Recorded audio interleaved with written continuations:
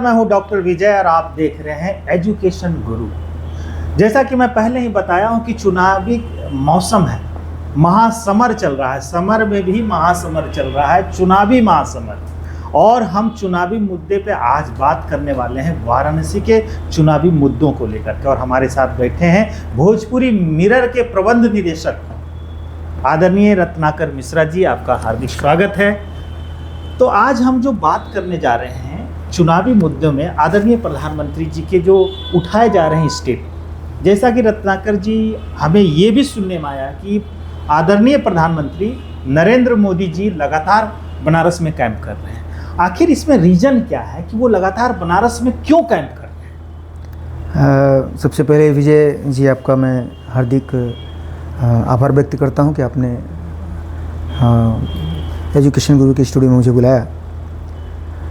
विजय जी, सवाल ही थोड़ा सा अटपटा है जी कि नरेंद्र मोदी वाराणसी में कैंपेनिंग क्यों कर रहे हैं। जाहिर सी बात है, वो यहाँ से सांसद हैं और उनका ये क्षेत्र है और आदमी पहले अपना घर बनाता है, बाद में कहीं और देखता है।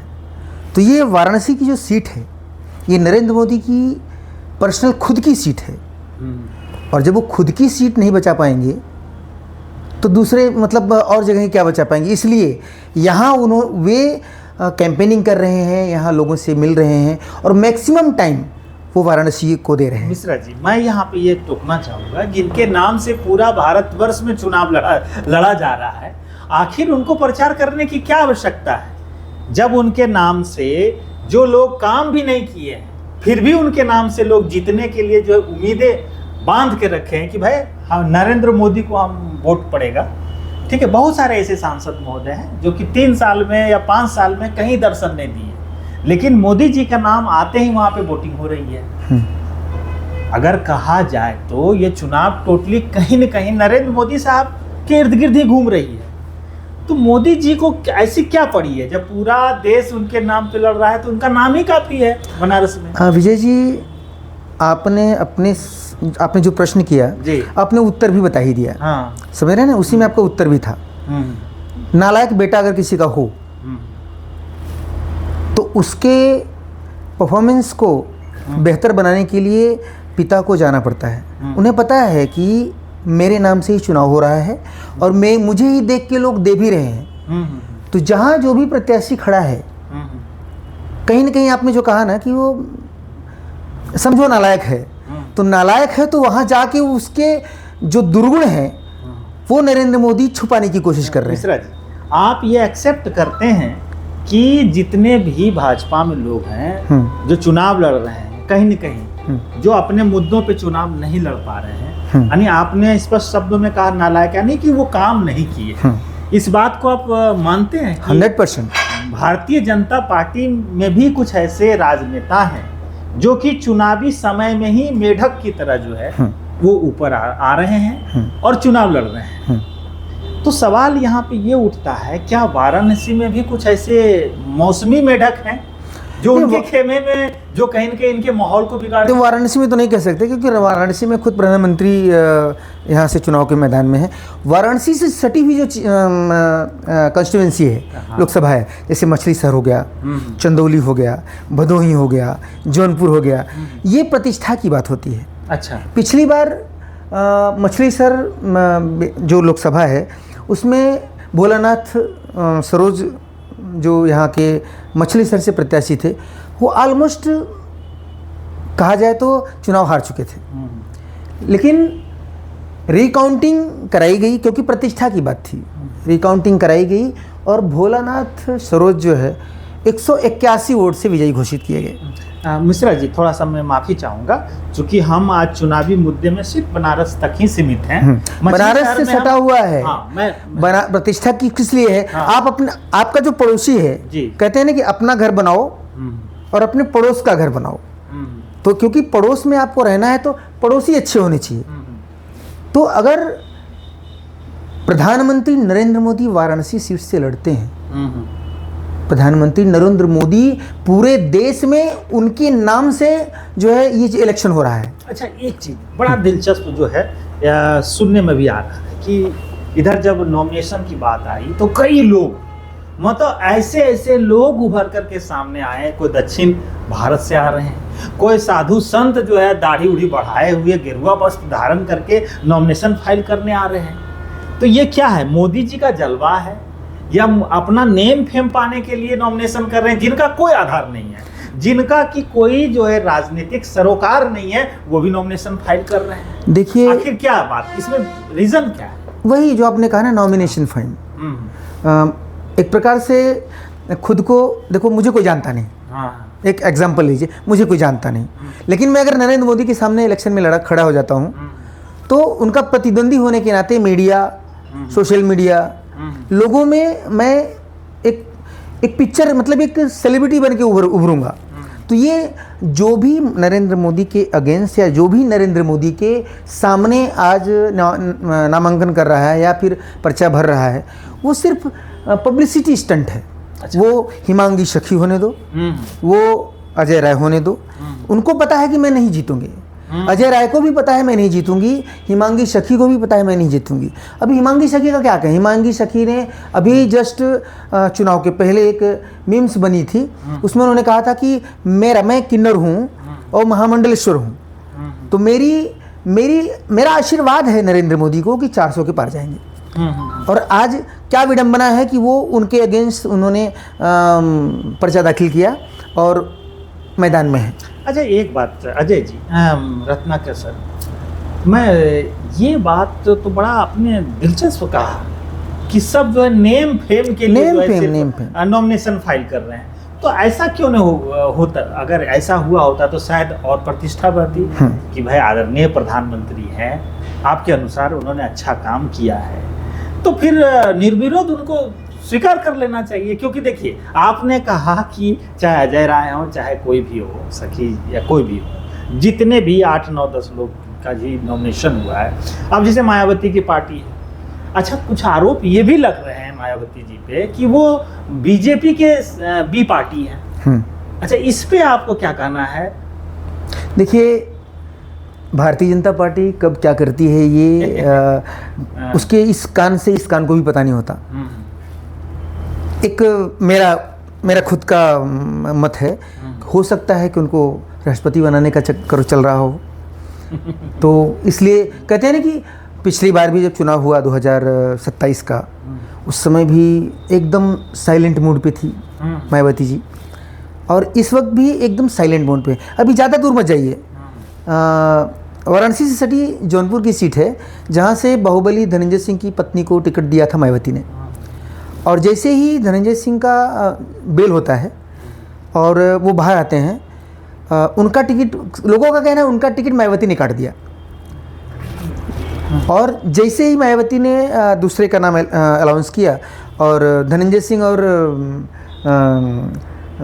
ये जो है उनकी पत्नी श्रीकला रेड्डी जी, वो दिल्ली पहुंच गए, अमित शाह से मिली और बीजेपी में शामिल हो गए। हाँ मिश्रा जी, बड़ा दिलचस्प है। मछली शहर की भी जो हम प्रसंग जो है रिकॉर्ड करेंगे, क्योंकि बड़ा ही दिलचस्प वो प्रसंग है कि अचानक धनंजय सिंह आते हैं, जेल से बाहर निकलते हैं और अचानक फिर नॉमिनेशन को जो है वापस ले लेते हैं। आखिर क्या मुद्दा है, तो इस पर हम अलग से बात करेंगे, क्योंकि दर्शकों के अंदर एक जो है जिज्ञासा और भी बनी हुई है। कई लोगों ने हमको मैसेज भी किए हैं कि इस पर भी जो है वीडियो आप बनाइए।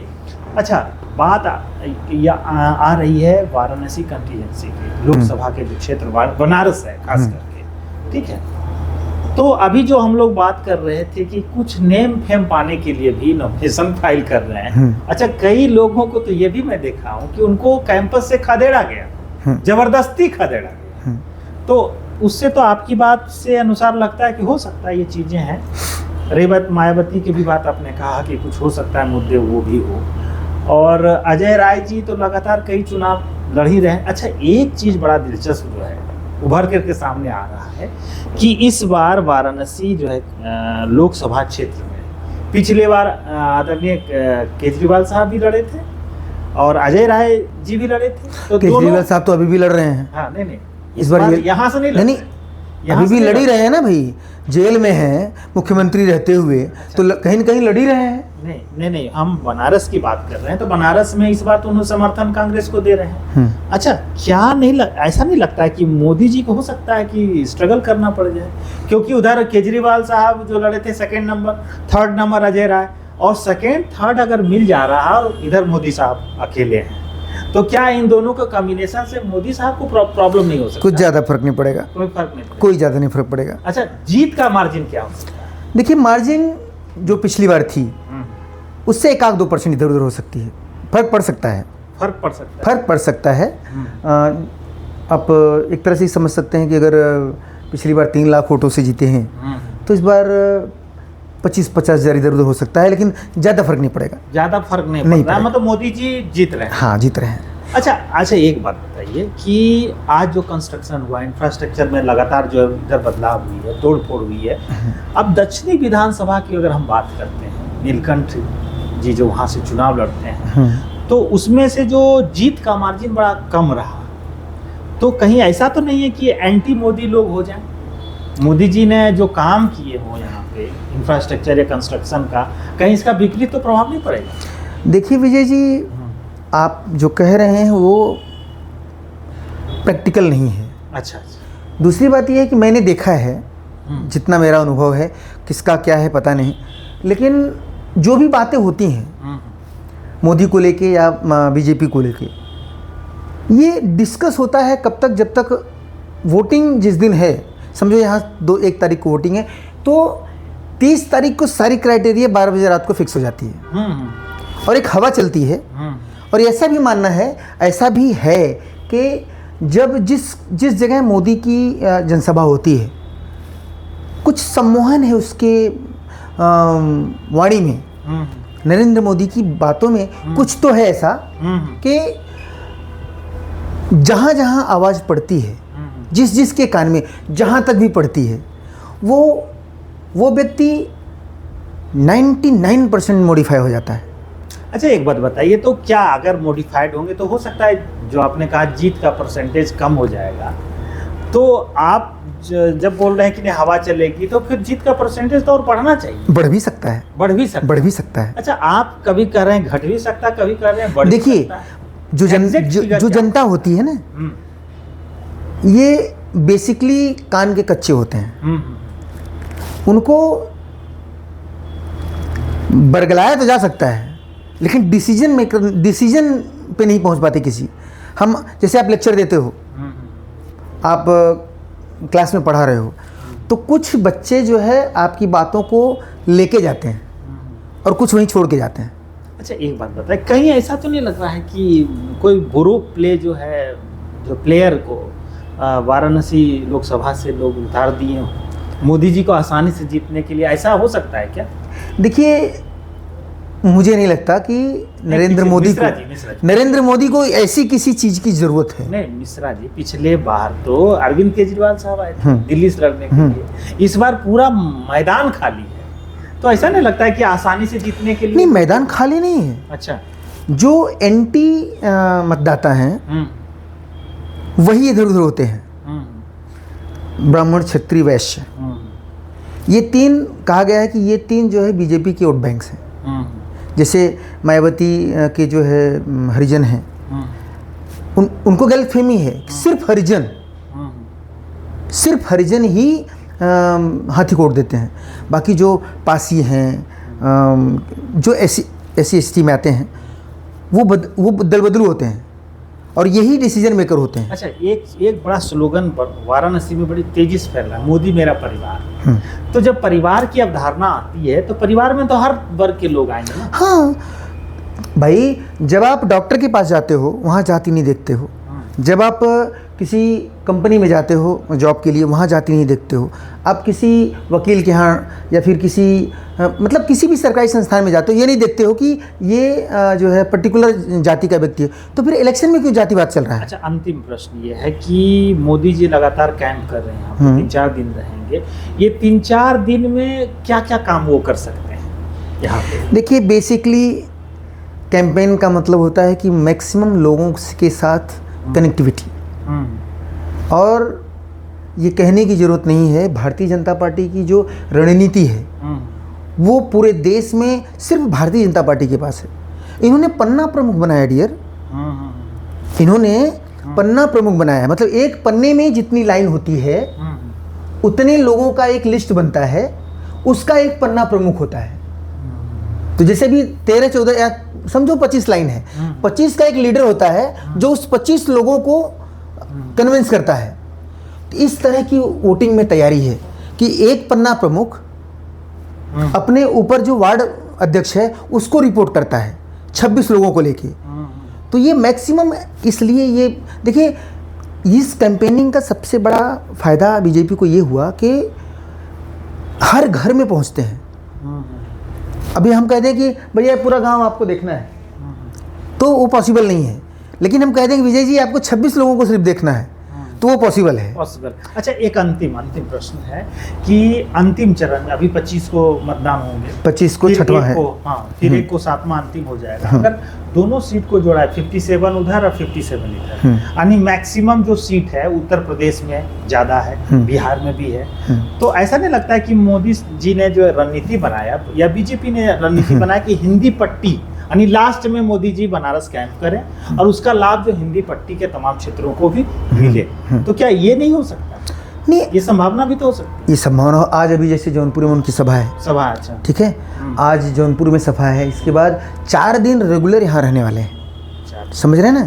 तो प्रिय दर्शकों, 4 दिन मोदी जी लगातार वाराणसी क्षेत्र में रहेंगे और जैसा कि रत्नाकर सर बोल रहे हैं कि मामला एक तरफा है, देखते हैं होता क्या है। ये तो 4 के बाद ही हम बता पाएंगे। बहुत बहुत आभार।